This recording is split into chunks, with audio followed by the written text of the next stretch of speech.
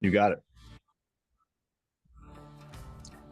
Okay, and again, here we are once again, Scott, Stephen James, talking. Shh. This is episode. Are we at number 21? Yeah, 21. That we're just flying by, and yes, again, the great appreciation for all you guys coming back week after week. Absolutely.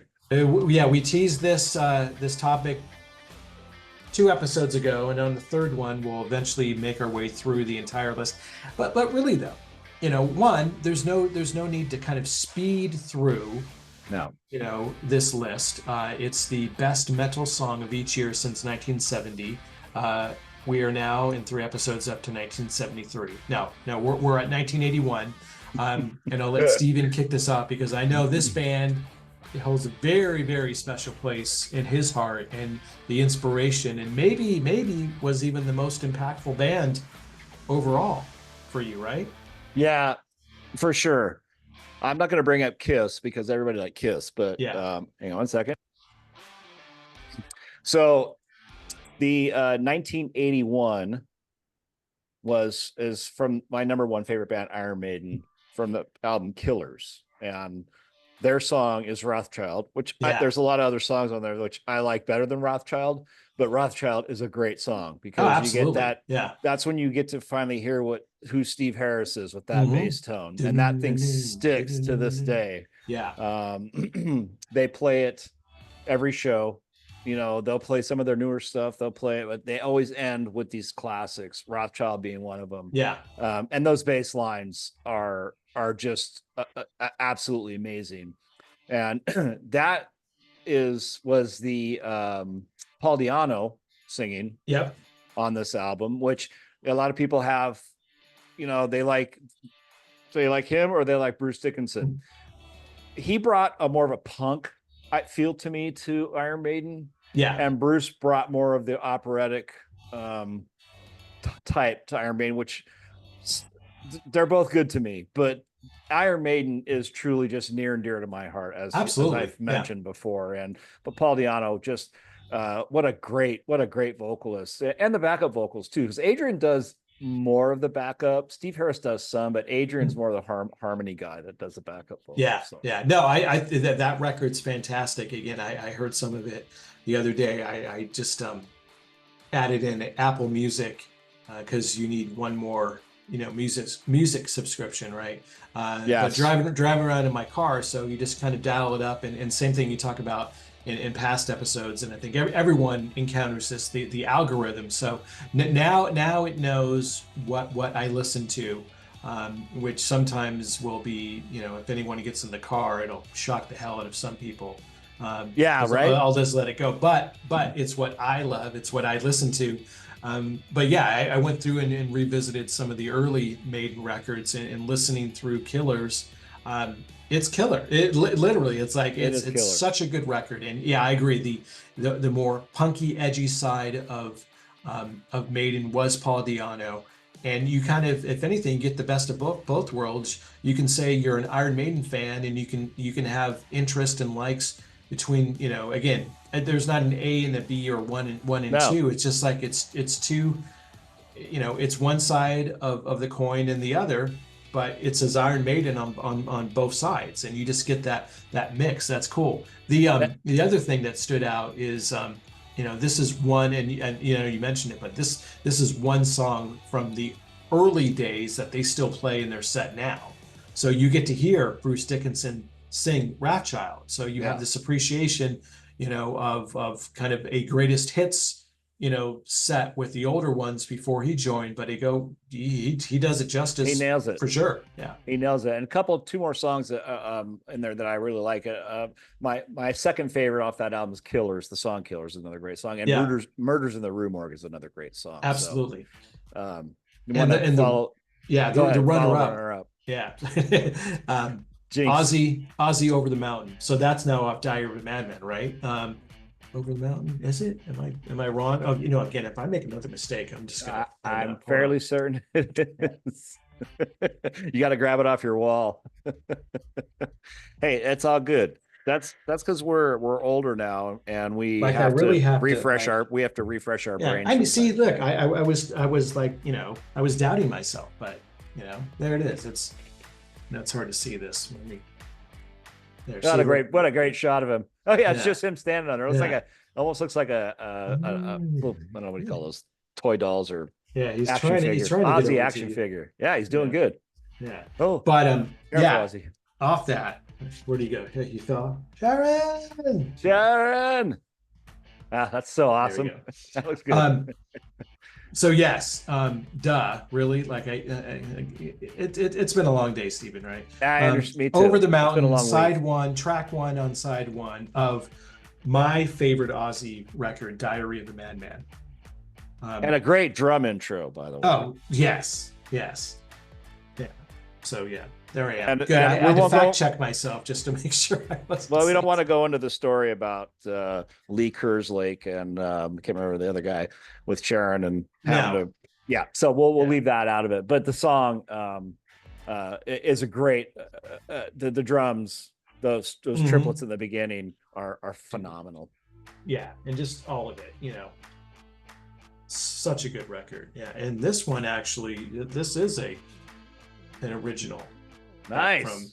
Back from the day. So I got it. Nice.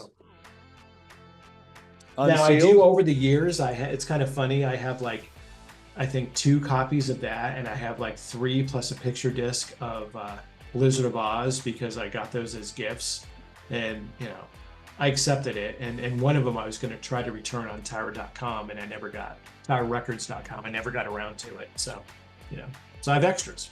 But, 82. I'll let you go that one. Yeah. Okay. I'll take it. Yeah. Yeah. So, okay. Some people, who are these people, right? Have said that this is the number 1 Iron Maiden song of all time. Definitely in 82, it was the metal song of the year. Off The Number of the Beast, Hallowed Be Thy Name. Fantastic track. Song. Such a good song. Runner up, title track, Number of the Beast. So right there, two songs off of my personal favorite metal Maiden record is Peace of Mind. So you keep talking, I'm going to go grab mine. Yeah. However, certainly Number of the Beast is number 2. And really, I think when with Hallowed Be Thy Name, it's really the definition of just a heavy metal epic. It's the signature sound of Maiden. It's the melody. It's the power. Again, a lot. There it is. Yeah. There's Eddie. Yeah. And I bought, and I think this is the same one, right? We both have. It's the reissue that is like, is it like 3 or 4 vinyl records? There's like some live stuff as well. Yeah. So I made a point to pick that one up as soon as that came out. What, like a year and a half ago, I think? Yeah. I haven't had the Peace of Mind one yet. I don't know why. No. So yeah, I have that. I have to get that. But again, in this song, this is, again, like I said, a lot say this is the best Maiden song, but if anything, and what Loudwire cites right here is arguably no other Maiden masterpiece achieves such a perfect balance between just, a lengthy, ambitious composition that has evocative lyrics. It blends history, fantasy, and adventure, and that cathartic speed metal gallop. Wow, say no more. Yeah. Gallop. They are the pioneers of that. Yeah. Nobody does it better. Absolutely. Nobody does it better. What was the runner-up was Number of the Beast, so we'll just kind of move on. Actually, I'll let you take this one because you showcased this yesterday on your radio show. Yeah, so 40 years ago, so July 2nd, 1984, this record came out, Holy Diver. We Rock, it debuts. That's side 1, track 1, side 1, We Rock, and then Holy Diver comes out.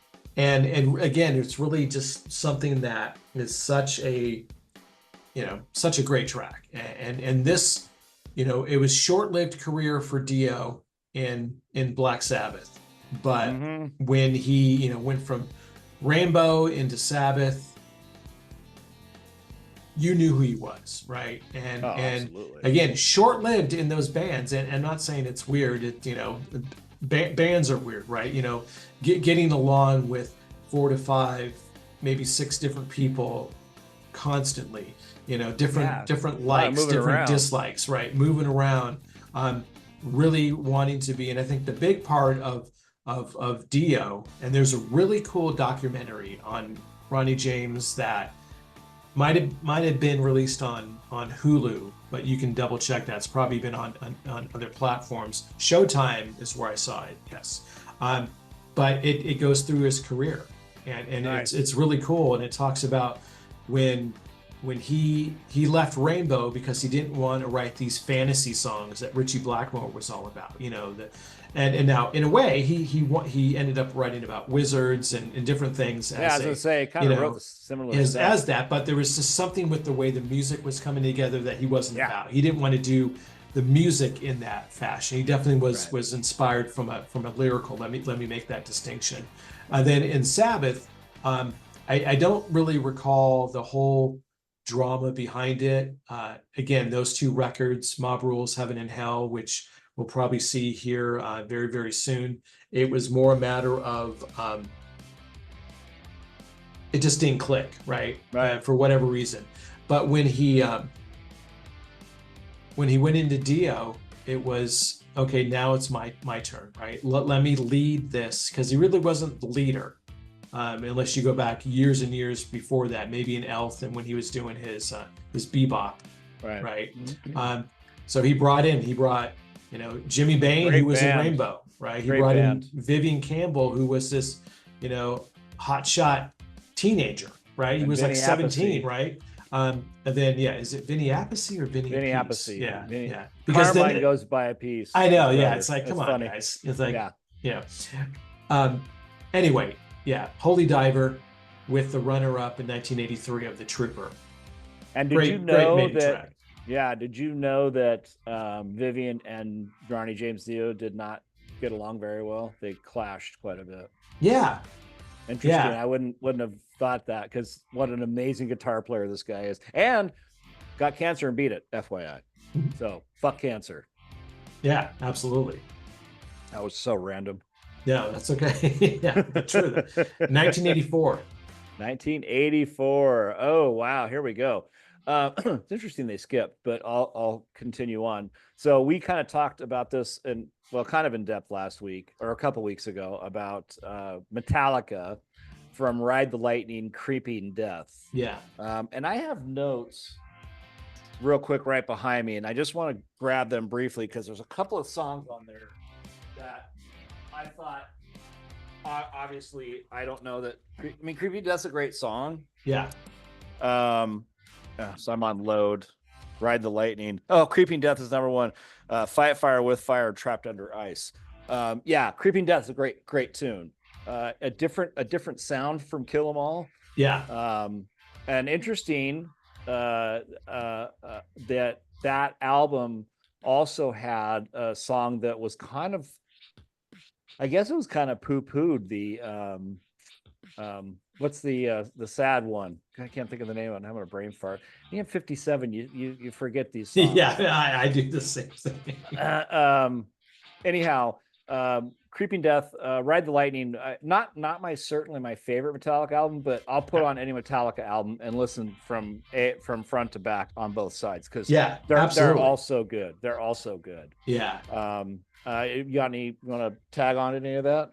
No, for sure. And again, in a past episode, we spent time going through Metallica and going back and listening to Ride the Lightning again. Knew the songs, but it was a good reminder, right, of what it was. And Creeping Death isn't my favorite off that record, but yeah, it's I never knew that. I never knew what that song was written about. So it's kind of fun to read liner notes, and sometimes they don't have them on albums. But inspired by the true story of the Jewish high holiday, Passover, and the angel of death that killed firstborn son of every Egyptian as punishment for the Pharaoh's enslaving of the Israelites. Yeah. So I mean, you think of Metallica and the anger well, they're kind of putting forth the anger maybe towards something that happened, which, if they're writing about that kind of stuff, and I never knew that, it brings a whole new meaning to that song. No, it is. Which is pretty cool. It is cool.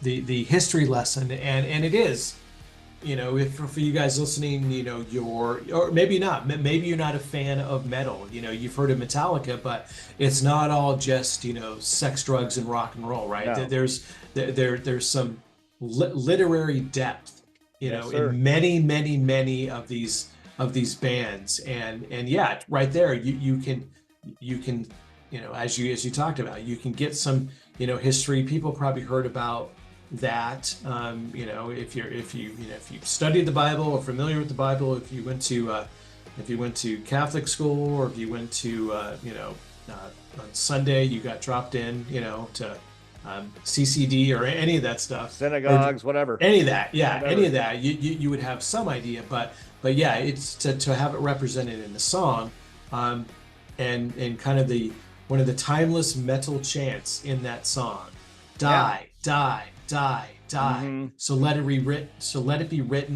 be done. That's yeah. It tells that, it does tell that story too, because it's an interesting story, because I know quite a bit about it. I won't go into that right now. But interesting side note that they wrote that it rivals Iron Maiden's Rime of the Ancient Mariner, which is another, what is that, 14-minute song? Yeah. When you listen to it, it goes by like that. Absolutely. But yeah, again, the depth in the songwriting and in the lyrics and the overall structure. Yeah. Yeah. Very, very awesome. Very awesome. It is. All right. 85. Well, yeah. 85. And we might get through this. We'll see. So 85, Exodus, off the Bonded by Blood record, Strike of the Beast. Maybe more a fan of Bonded by Blood, just the title track. Right. Again, I remember seeing Exodus a number of times. I remember one time in band camp, right? But we drove all the way up to, I don't even remember the city, but Oxnard. And we were like in South Orange County. So that was a good 2-hour drive probably. And we saw Exodus and maybe Blast and a few other bands at a skating rink. People weren't skating during the show. That would have been something else. That would have been weird. They set up a stage on the skating rink. So, there used to be a skateway over in Cypress that has since closed, and it's probably like a gym.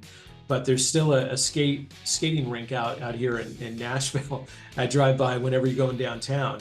But yeah, I saw Exodus in a skating rink. But this, in itself, in 85, and we'll go on 86 right now. Runner-up was Anthrax and Madhouse. Yeah. Great stuff. I played some bizarre places too, just the years of my playing. No, for sure. Ooh, here we go. 1986. And this is the first time that I had heard anything like this, that just, again, I thought Metallica was the raunchy Speed and Motorhead. But 1986 from the album Rain and Blood, Slayer is Angel of Death. Yeah.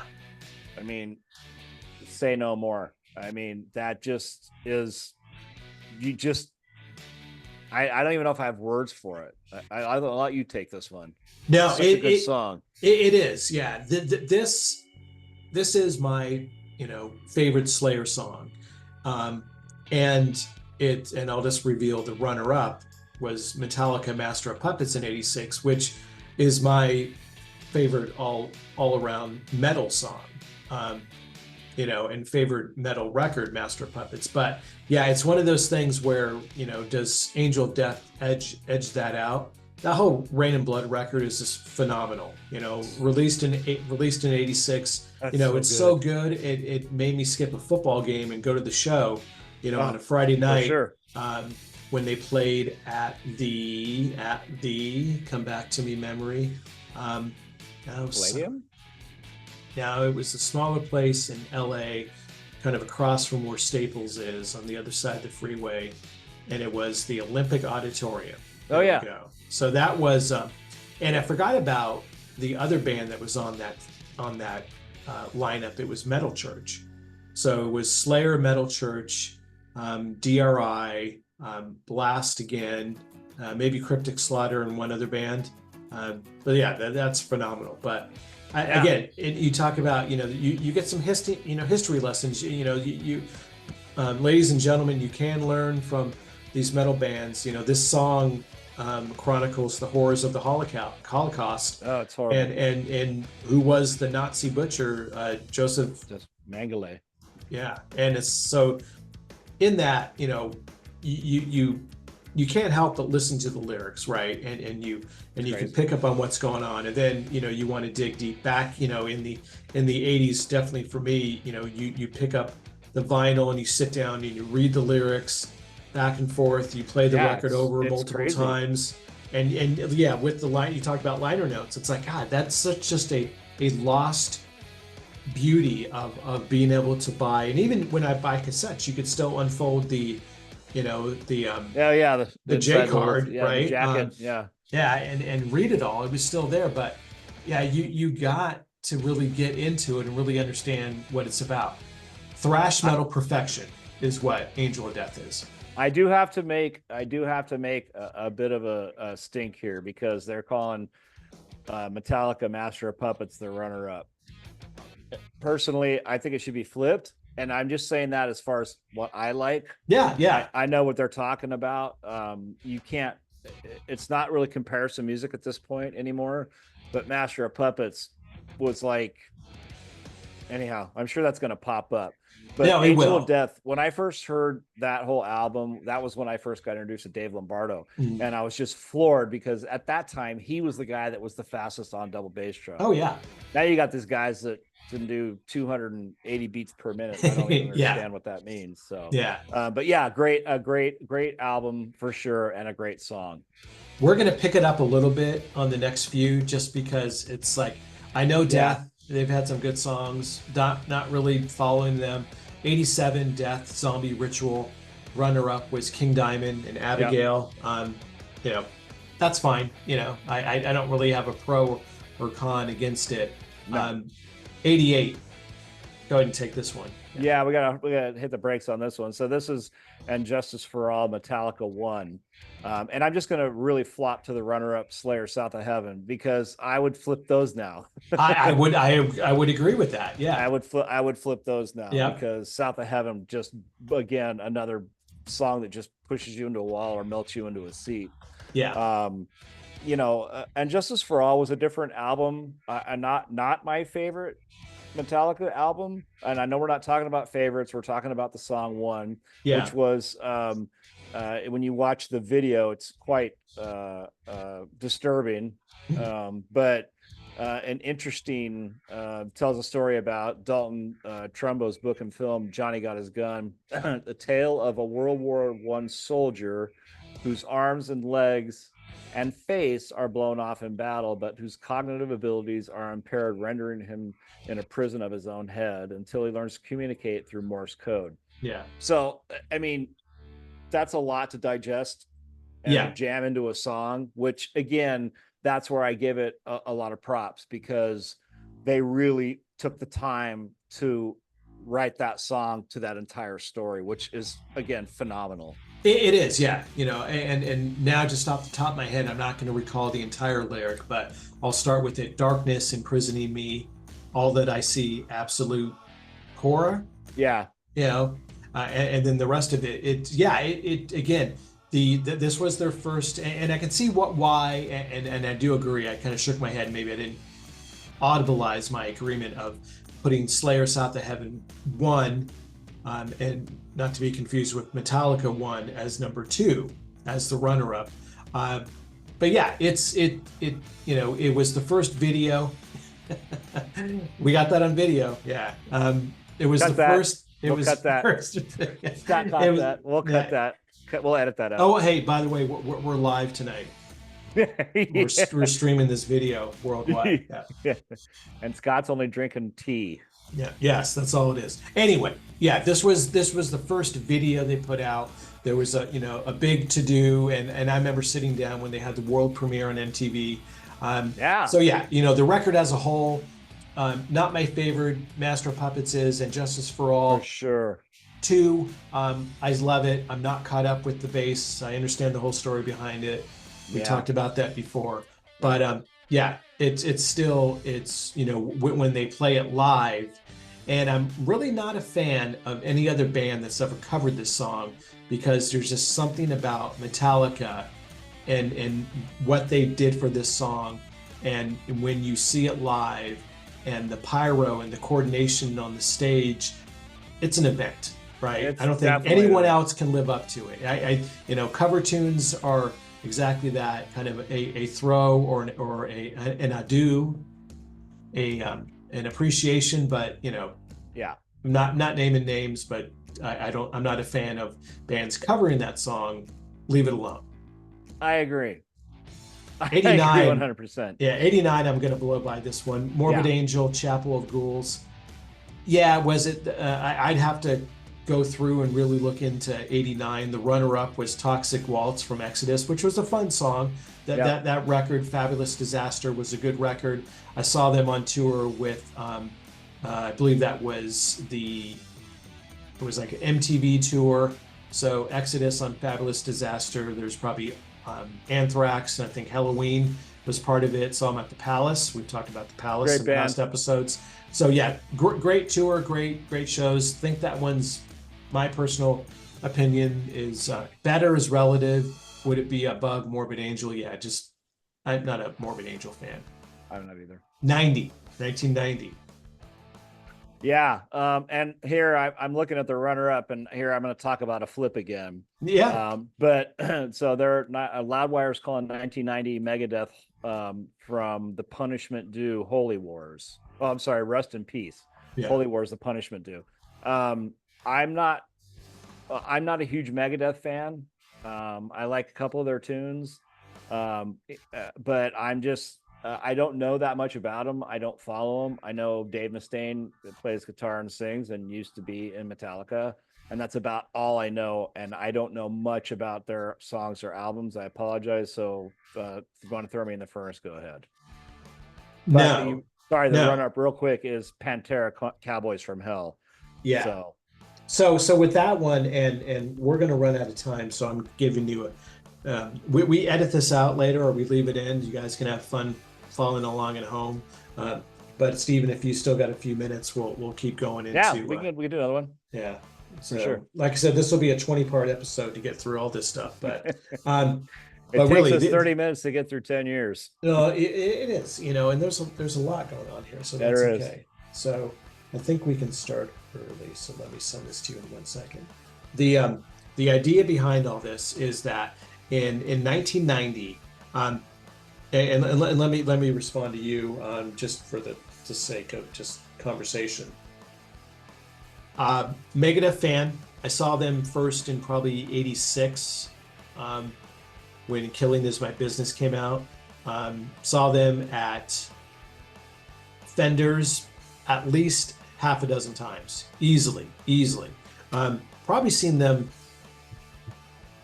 a dozen times in my life. So it really front loaded early on with their music, and then it kind of tapered off a little bit for no other reason. Their new album is smoking, by the way. But their new, 100%. That new record is fantastic. Wow. Saw them with Lamb of God probably, I don't know, a year ago, year and a half probably.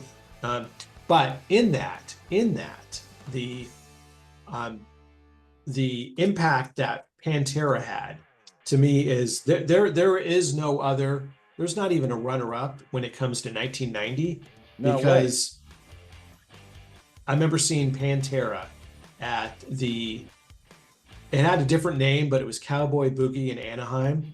Mm-hmm. And it was a small club, and it was out on MTV, and so they were known, but they weren't, they weren't the shit yet. But my God, let me tell you, that show was one of the best live shows I've seen, because relatively tiny stage, just jumping around. That's when Phil still had his mohawk, and they were young, and and granted, by the time Cowboys from Hell, what was that, their fifth record, no one knew about the previous 3 or 4. I just sent you a link. Okay. But yeah, that one just stands out as hands down. It's Cowboys from Hell. Period. End of story. Absolutely.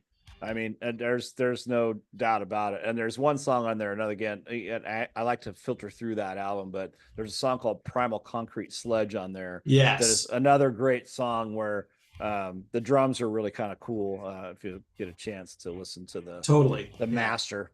We're going to keep going. We got a good like 8 minutes of time left. Cool. Yeah. So 1991, we've talked about this band now for a few different songs. Go ahead and take this one, Steven. All right, Metallica, which I think was the first technical Black album. And their song is Enter Sandman, which everybody at that time said that they had sold out and gone commercial. I like the song. Yeah. You know, I mean, it's Metallica. I think it's kind of when they traversed into a different direction to a sense. It was the after And Justice for All, of course. Bob Rock was the producer for that. Sandman was it was kind of like, to me, it reminded me like almost like a Halloween song in a sense. But the drums, the guitar, the bass, interesting and different direction that they took it. And I was never sold on that they had sold out and they went commercial. I liked it. I never had an issue with it. No, I don't think so. And there's the movie that chronicles what was going on when they hired the therapist, right? Yes. And then James was in rehab and they were just fighting one another. Yeah. And this is before they had and the movie is after, like, obviously Jason Newsted was still on this record, but then the movie was after this. It was pretty much carrying on, what transpired after all this happened, right? Yeah. And where they were going, and then the changes that were going on in their career. But again, to me, it's truly, you put them at if not the very top of all metal bands of all time. They're certainly, have secured a place forever. But they just continued to just evolve. I think it was maturity. In this case, they purposely, and they sought out Bob Rock because he had done Aerosmith, he had done Motley Crue, he had done a number of other records. We could pull up his whole his credits. Yeah, it's endless.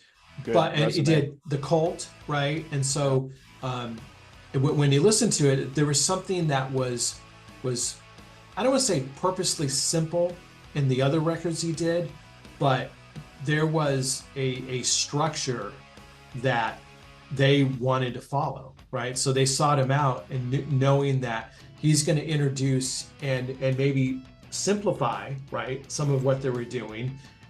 It wasn't as I said structured already, but it wasn't as structured as some of the other songs as far as just the complicating riffs, right? It brought it down. So yeah, if people took that as you sold out, it's like, look at Ride the Lightning, look at, And Justice for All, change. Right. It was the next piece, Now, a number of records after that, and I'll stop there, I'm not a fan of, but, they came back with 72 Seasons now, all those years later, and it's like, they're still writing great songs. So, yeah. And I think in that documentary, didn't they also hire Robert in that documentary? Yeah. Towards the end. And gave him like $1 million signing bonus. Yes. And he was like, okay, I'll take it. I never made that money in Suicidal or Infectious Grooves. So yeah. And a perfect addition, as far as I'm concerned, to Metallica. Yeah, absolutely. Yeah. Perfect addition. Yeah. I'll let you take the next one, 1992. Yeah. So, we talked about a couple years earlier where Pantera should have been with Cowboys from Hell. Mm-hmm. Mouth for War off Vulgar Display of Power. So there's a number of things that kind of occurred with this record. One, debuted at number 1 on Billboard, right? So like people are like, who the hell? You knew in the metal arena who was who Pantera was. But at this point, they were like proudly waving that metal flag, right? They were out there with their progression from Cowboys from Hell now into Mouth for War as the lead track off of Vulgar Display. And there was nothing else. Like Walk, fucking Hostile, Determined, which they don't really play live, at all. And then Mouth for War, which they play when I saw them, a couple months ago. It's great. Still to this day, that's just such a great sounding record and powerful. Nine Inch Nails, metal, no, but Wish, and during this in the 90s, that's when things got, right or wrong, more music was classified as metal than probably really was justifiable, and it kind of stretched a wider banner that drew, I think it drew a greater interest and brought more people into it. Right. But it also, I think, started to dilute overall what was being produced. Yeah, I mean, I like a little bit of Trent Reznor. I don't know that I know a lot of his stuff. I know it was kind of more of an industrial type sound, and different and screechy and angry, and but I don't know a lot about him, but I know I don't hate him. So is it metal? No. No. Are there Nine Inch Nails songs that I think are fantastic, and I've seen them live? Yes. So as far as the entertainer and as a band, but it's industrial. Just call it what it is. Alternative industrial. It's not metal. No. We're gonna do 93, and then we're gonna go ahead and pick up in our next episode 94 and beyond. But with 93, I'll just do this one really quick. I don't even know who they are. Yeah, Typo Negative.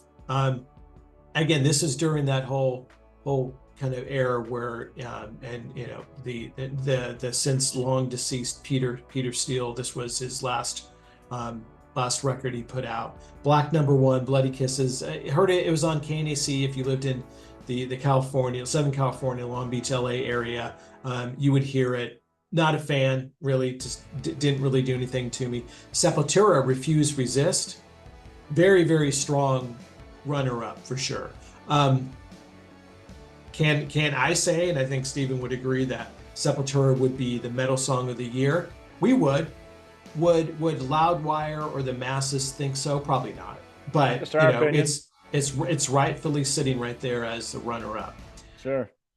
So we're going to go ahead in next episode. We're doing this? Yeah, we're going to jump into episode 22 next. Wait, there's no way we can't talk for a long period of time on these things. So we're going to pick up, we're going to start with 1994. And it's a band now that we've seen in 90 and 92. So if you've been following along, and if you since go out to Loudwire, it's the best metal song each year from 1970. And that's a lot of years. We're determined to get through this. But guys, as always, I'm Scott, joined by Stephen James. This is Talking Shh. Again, check us out Sunday night now, 7 p.m. Eastern on 99WNRR.com. Mondays on Spotify. We drop a new episode. I almost said LinkedIn. We're not on LinkedIn. No. We're by the time you hear this, we'll be on TikTok, Instagram. We put reels out there. We put posts. Thanks for you guys for following along and liking those. And YouTube, a lot of content. We'll continue to put out there little snippets. Maybe you'll see this right here, us talking about the 37 episodes of getting through the 53 or 54 years of songs that we're attempting to highlight. So until next time, see ya.